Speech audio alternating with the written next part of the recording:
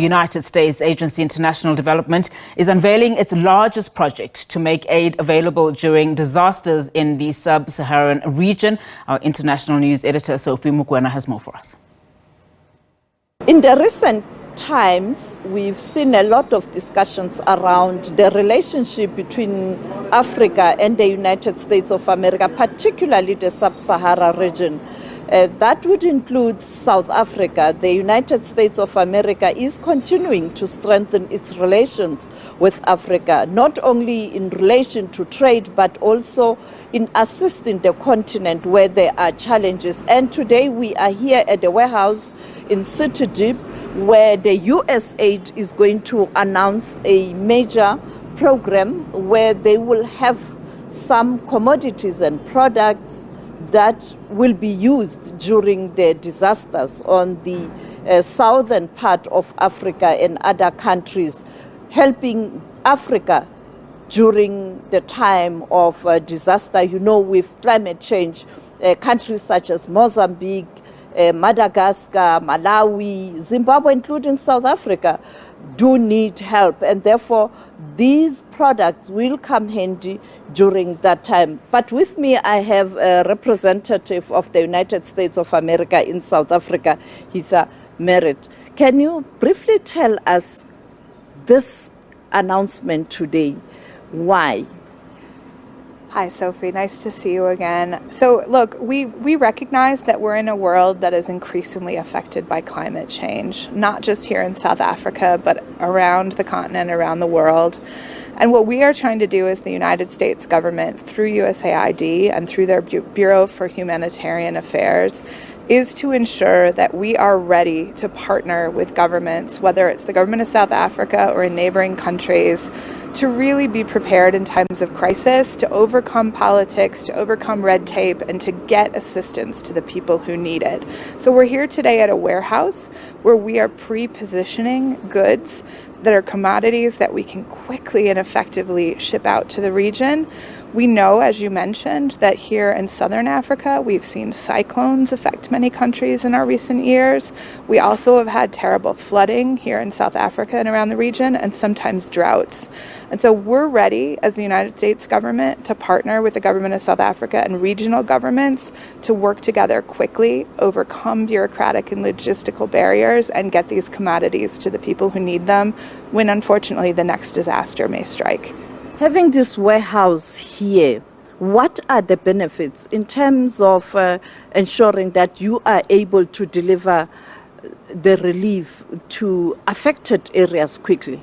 It really speeds up the process. If we were to try to bring goods from other parts of the world on an as-needed basis, the shipping time, the procurement time would take months, anywhere from 6 to 9 months, at which point those commodities are no longer relevant, perhaps, for the affected people. But thankfully, through our USAID humanitarian assistance team, we're going to pre-position large numbers of the commodities that are shelf-stable. So we have a separate location where we work on food assistance. These are things that you're going to talk about, but buckets, tents, immediate shelter, things that people need in a disaster, but that can be kept in a warehouse. And we really appreciate our partnership with South Africa, that we have a humanitarian assistance team that's here, not only for the needs that could arise in our partnership with South Africa, but ways that we can work together with South African organizations and the South African government to assist the region. So we're working really across Southern and Central Africa from here. Let's see what we have, and perhaps let's speak to you, ma'am. In terms of what we have here, can you briefly explain how important are these products or stuff that's available here? Absolutely. Thank you so much. Well, the importance of what we're doing today is that we are pre-positioning all of these products in South Africa. South Africa is right in the middle of the region, so we're going to be able to respond really quickly to the communities that need these supplies when disaster hits. You've got to be prepared. You got to be prepared before disaster strikes.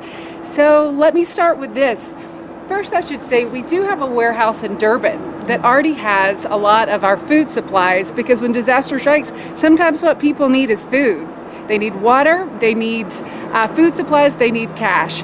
And also they need kitchen supplies to be able to drink and to eat. But importantly, sometimes people also need things like shelter. They need to be able to build temporary structures and create better sanitation and just basically set themselves up to be able to live and take care of themselves. We are unfortunately seeing more disasters in the region due to climate. The past couple of years, we saw a lot of cyclones. Now with El Nino, we're thinking we're going to see more drought. So just this partnership with these South African institutions like Steinweg, which is hosting us today, it really helps us when we're getting prepared to respond. Thank you so much. Let's hear from an organization that has been working on natural disasters in South Africa and around the world. Thank you for your time. How important is this event today where we see this kind of assistance as a person who deals with these issues, particularly the impact of the natural disasters? Thank you. My name is Ian Scher and I'm the CEO of Rescue South Africa, and we have responded to numerous incidences around Southern Africa, so Mozambique and Malawi and so on. And one should understand that when you get to a disaster, we are finding people on top of roofs and in trees and in the water.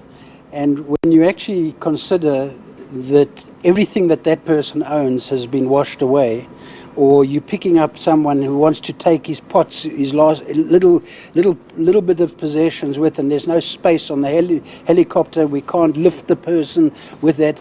A set of equipment like this and shelter is absolutely vitally important, because it gives them a new start, because they've lost absolutely everything other than the clothes that they're standing in is gone, because there's no space for us to take it with. As part, you need to have space to rescue people and not bring possessions with. So it's vitally important. What's also important is that we speak amongst ourselves in the SADC region, is how do we clear customs and how do we get away from the delays that slow us down from crossing borders when we're coming in with aid like this, and we come in with equipment. We have 60 tons of equipment that was bought partially through USAID, and our people that have been trained through funding from USAID and through American firefighters who've come out to South Africa to train us. We now train people in the SADC region. It's being trained at 4 universities in South Africa, and we've got 60 tons of rescue equipment, as I say, in PE at Nelson Mandela University. And that equipment, when we have to go and do a rescue, has to cross borders. And we find one of the things that's the slowest is actually all the paperwork in order to cross a border, all the paperwork and customs and so on, that slow down the whole process. So hopefully someone who's listening to this broadcast will take note that in order to cross a border and to come and render assistance, the gates should be open so that we can drive straight through and we can bring aid as fast as humanly possible. That's what regional integration is all about. I think this comes at a time where in the southern part of Africa, we are fast approaching that season of cyclones, and therefore this will really come handy